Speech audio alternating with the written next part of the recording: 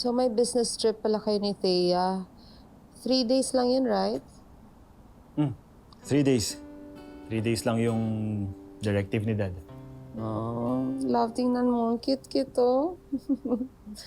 Well, that's nice. At least change of scenery. Puro ka na lang stress sa work. Love, promise me, pagbalik mo, we should spend time together, ha?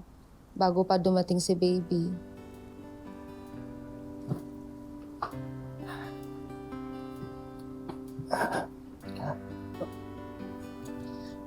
Oo naman.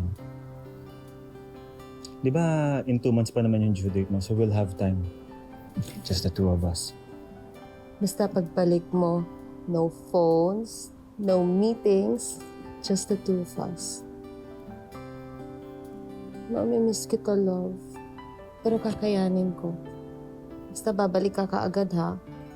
Kahit anong mangyari, sa'yo at sa'yo ako babalik.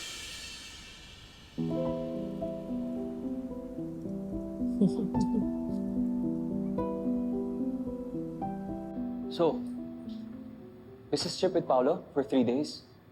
Are you serious, Thea? Han, this is work. Daddy nyo rin naman nag-assign, di ba? Big client, La Escondida. Bakit ikaw? Hindi ba pwedeng iba na lang yung sumama sa kanya? Because I earned it.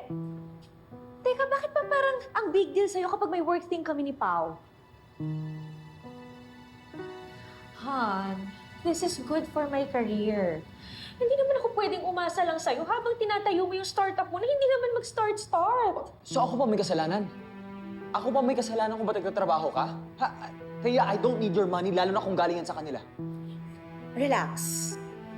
Hindi naman sa ganun. I'm doing this for my career. And this is part of my job.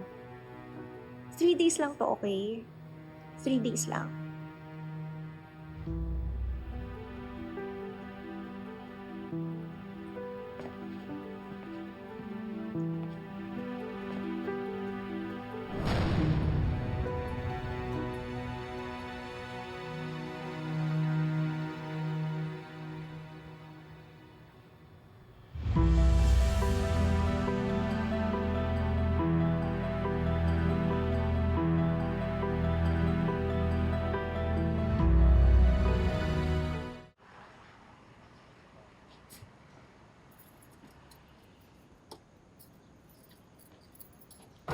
Hi, Paolo. Hey, Thea.